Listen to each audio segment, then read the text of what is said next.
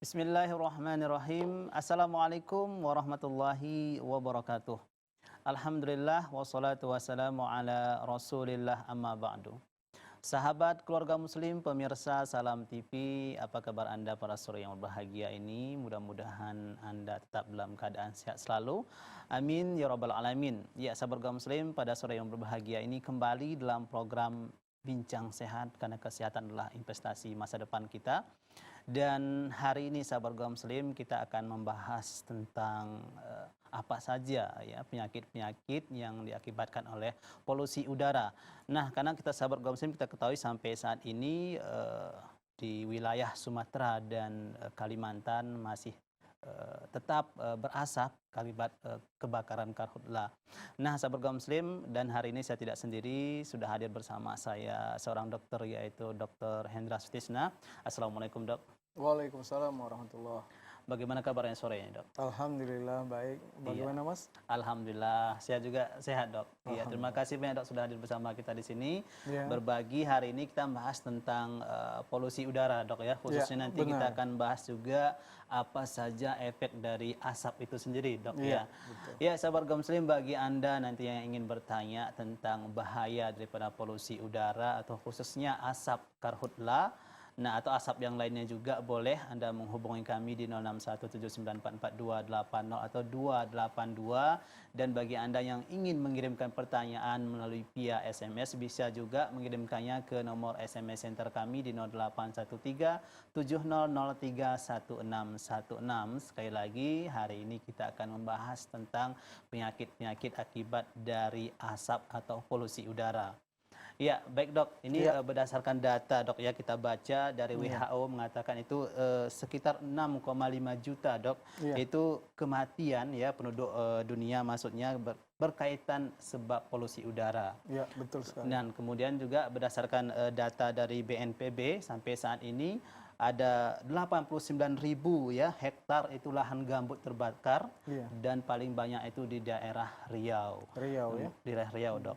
Nah, kemudian ini tentunya bahaya daripada asap atau polusi udara ini tentunya ada, Dok ya, seperti itu. Nah, secara umum nih, Dok, polusi udara itu apa dan bahayanya apa sih, Dok? Baik, terima kasih Mas Darus. Pemirsa yang dirahmati Allah, jadi dalam kesempatan ini kami ingin berbagi bersama Bapak Ibu pemirsa di rumah tentang kondisi fenomena alam kita yang saat ini, terutama udara di sekitar Indonesia dan negara-negara tetangga yang tidak seperti yang kita harapkan. Polusi udara yang menyerang kita pada umumnya ini menyibukkan banyak pihak. Saya ingin berbagi materi tentang bagaimana polusi udara itu dan dampaknya terhadap kesehatan manusia. Nah, diawali dengan sesungguhnya banyak penyakit yang bisa disebabkan oleh polusi udara. Jadi polusi udara secara umum ini, Mas Darus, adalah pencemaran udara yang disengaja atau tidak yang membuat dampak kesehatan pada manusia. Jadi sesungguhnya udara kita ini tidaklah terlalu bersih, namun ada kadar ambang yang diperhitungkan yang dapat ditoleransi oleh tubuh sehingga tubuh kita tetap sehat dan melakukan aktivitas seperti biasanya, bahkan mulai dari orang tua sampai bayi atau balita. Namun apabila kandungan partikel udara yang mencemari udara pada umumnya itu di luar ambang relatif atau toleransi tadi, sehingga menimbulkan dampak penyakit, itu yang kita sebut pencemaran udara. Nah, konteksnya ini, Mas Darus, bahwa Bapak Ibu sekalian, penyakit-penyakit yang disebabkan oleh polusi udara sesungguhnya banyak. Bukan hanya sekedar asap ini. Saya ingin memperkenalkannya satu persatu sebelum kita fokus ke dalam masalah inti kita. Bahwa secara umum penyakit saluran napas yang disebabkan oleh pencemaran udara ini namanya pneumokoniosis atau penyakit saluran napas oleh karena udara. Nah, ini banyak ini, Mas Darus. Nah, di antaranya ada yang namanya asbestosis. Ini penyakit Iya. saluran nafas oleh karena pencemaran udara dari bahan asbes. Jadi ini di kalangan industri asbes. Asbes. Iya, begitu. Kemudian Ini di Indonesia banyak juga, Dok. banyak, terutama di daerah-daerah pusat industri. Industri. Ya, Iya. bisa di daerah kawasan industri Medan kita, di iya. Mabar. Bisa di tempat lain juga, di negara lain juga bisa. Asbestosis atau silikosis. Ini pencemaran udara atau penyakit paru yang disebabkan oleh pencemaran udara akibat banyaknya silika-silika besi. Ini banyak di sekitar industri besi Industri atau besi. baja begitu, Oke, Mas. ini banyak juga tentunya di Indonesia, Iya, Dok, ya, di betul. Medan juga Iya, tentunya betul ada. sekali. Dan kemudian banyak boreliosis itu yang penyakit yang disebabkan oleh industri tekstil, kapas itu, Bapak Iya, Ibu iya. semua, itu kapas-kapas halus tanpa kita sadari yang di home industri tilam, tekstil itu banyak pencemaran udara oleh karena kapas itu yang terhirup. Itu penyakitnya juga ada. Oke. Jadi sesungguhnya banyak, Banyak, Mas. berarti bukan hanya Asap asap salah karhutla satunya. ini Ya, aja, memang Dok, ya. benar. Termasuk juga asap mobil ini juga masuk, Iya, Dok, betul. ya. Itu Asap timbal. pabrik. Ya, asap-asap kendaraan di Iya, jalanan secara jalanan. umum itu namanya pencemaran oleh karena logam berat. Nah, itu oleh timbal biasanya, plumbum bahasa kimiawinya. Iya, iya. Ini juga sangat berdampak bagi kesehatan. Oke. Misalnya juga bagi otak. Ini juga merusak otak ya, Iya. secara kronis ya, secara berlama-lama menahun. Kemudian bisa juga menyebabkan gangguan reproduksi bahkan keguguran pada janin. Oke. Nah, bagi orang yang sering tercemar timbal dan bahkan anemia yang kronik, mikrositer mikrohipokrom yang biasa disebabkan oleh keracunan timbal ini oleh karena udara tadi. Oke. Makanya kita sering, Dok, ya, ketika keluar misalnya bepergian ke kota, Ya. itu pulang ke rumah biasanya pusing seperti itu, Iya, Dok, ya. benar. Ini mungkin efek dari polusi udara itu juga, Dok, ya. Iya, Kalau betul. sempat memang banyaknya ya polusi, misalnya polusi dari kendaraan seperti asap karhutla ini, tentunya ini sudah berisiko sangat besar sekali, Dok, Iya, ya. betul. Oke. Jadi itu Selain dia. itu juga asap rokok ini nggak kalah juga, Dok, ya. Betul Ini sekali. yang lebih berbahaya sebenarnya. Iya. Bahkan ada mengatakan ini sampai 4.000 lebih partikel-partikel yang berbahaya, Racun, beracun iya. di dalamnya, Iya, Dok. Ya. benar Oke. sekali. Jadi memang Bapak Ibu, secara umum Iya, udara di sekitar kita beresiko untuk tercemar iya, iya. oleh karena berbagai polutan. Polutan itu zat yang menyebabkan polusi ya, penyebab pencemaran udara itu bisa dari asbes, Iya. logam berat, silika, macam-macam, serat-serat kain, bahkan cat itu bagi orang yang mengecat dengan airbrush gitu, itu juga polusinya ya. Kemudian rokok juga ya, asap kendaraan, dan khususnya kali ini adalah pembakaran dari lahan gambut itu Iya. sendiri. Hari ini kita khususkan, Dok, Iya, ya. tadi pengantar untuk mengarah ke sana. Oke, Baik. tapi nanti ada soal nih, Dok. Yang lebih berbahaya ini nanti mana, Dok? Asap rokok kah atau PS asap karhutla? Nah, ini nanti, Dok, ya jawabannya. Oke. Nah, berbicara masalah asap karhutla ini, Dok, pembakaran hutan dan lahan nih, Dok, ya. Nah, ini kita lihat sampai sekarang nih, Dok, di Medan juga kita lihat cuaca udara ini nampaknya seperti mendung. Kita kira nih ini awan, ternyata ini asap, Dok, ya kan, seperti itu sampai sekarang. Nah, ada juga ini penggunaan masker. Nah, sebelum kita masuk nih, Dok, penyakit apa aja yang dikhususkan akibat asap ini? Penggunaan masker itu sendiri sejauh mana nih, Dok? Sebenarnya pemakaian yang betul, kemudian maskernya itu pun sebenarnya bagaimana yang itu yang sah, yang bagus gitu, Dok? Ya, sebenarnya pemakai masker ini adalah sebuah upaya kesehatan juga ya, namanya preventif. Yang kita harapkan ini memang cukup disadari oleh seluruh kalangan masyarakat. Bahkan anak-anak kecil di sekolah harusnya pakai ini. Pakai ini. Ya, tanpa asap karhutla ini pun sebenarnya saat bepergian lewat sepeda motor, Bapak Ibu semua harusnya memakai pakai penutup ya, masker. Nah, Oke. masker yang direkomendasikan terutama apalagi menghadapi Iya.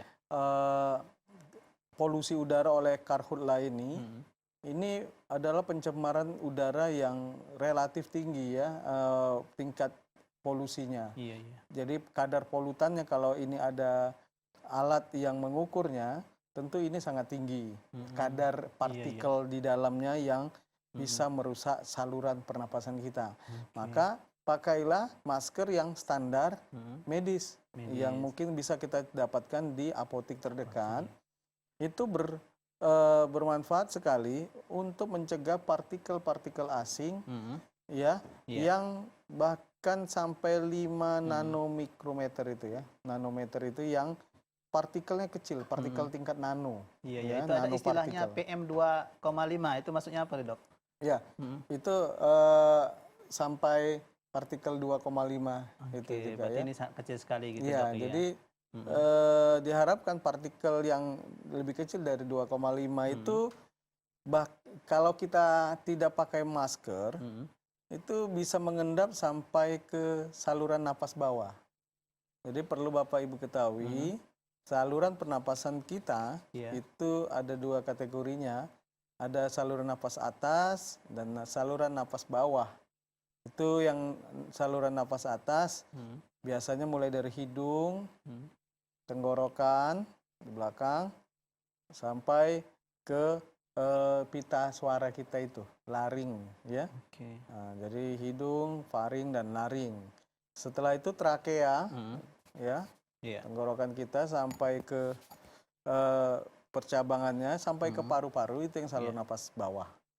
Nah, biasanya partikel-partikel yang lebih besar 5 nanometer itu seringnya nyangkut di saluran napas atas. Dan yang lebih kecil dari itu 2,5, 5 itu sampai ke saluran napas bawah.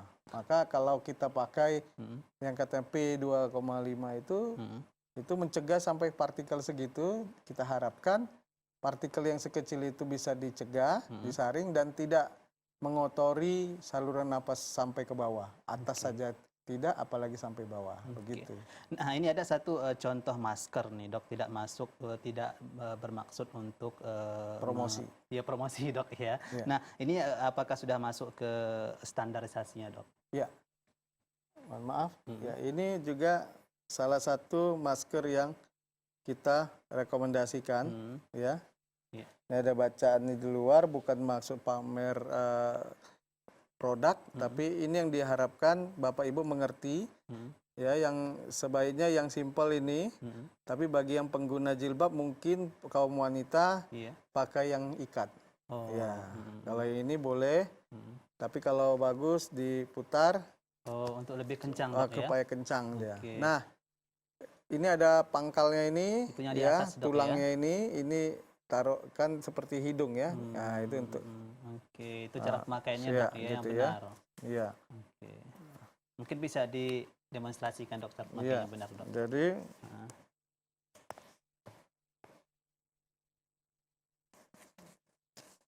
Jadi dia, sahabat Gua Muslim di rumah mungkin bisa melihat ya bagaimana cara pemakaian masker yang benar ya.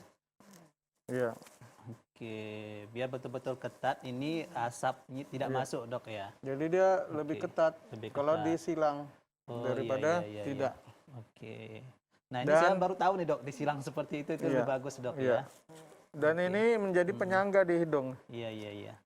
Bukan begini ya, terus cerita begitu ya, tapi begini ya. Jadi dia tetap tidak masuk dari sela-sela pinggir. Ya, sampai ke menutupi dagu. Jangan kebalik, Dok, ya. Itu yang ada tulangnya di bawah, Dok, ya. Iya, yang ada tulangnya ini di atas. Di atas. Ya. Sampai ke dagu. Sehingga posisinya sesungguhnya itu adalah ke bawah dia garisnya. Ya, ada beberapa lipatan di permukaan depan dari masker ini. Ini dia lipatnya arah ke bawah. Jadi kita bernapas kan dari bawah. Iya. Ya. Jadi bukan semua ada kebalik, fungsinya itu ya. dok ya, ada fungsinya Atau dok ya. terbalik posisi gini, Oh itu tidak tepat juga dok tidak ya. tepat. Mungkin maksudnya menghemat gitu dok, nanti sekali Ya. pakai dibalik lagi gitu. Ini untuk Ini pemakaiannya sekali atau menyulitkan gimana dok? bernapas, ya. Mm-mm. Nah, tapi kalau begini, jadi dia mencegah keluar masuk partikel dari luar mau ke dalam karena kita posisi mau menghirup dan memudahkan kita untuk bernapas, menghembuskan napas dari atas ke bawah, hembusan kan dari atas ke bawah. Jadi begini, hembusannya ke bawah. Kalau hirupan dari bawah ke atas. Jadi posisinya benar begini. Kalau terbalik malah tidak janggal, ya. Ya, untuk pemakaiannya nih dok, ini apakah boleh berkali-kali atau hanya untuk sekali pakai atau gimana dok? Iya, Kalau model yang seperti ini dok. ya. Sungguhnya masker ini digunakan untuk menyaring polusi udara yang kita hirup atau kita di sekitar kita.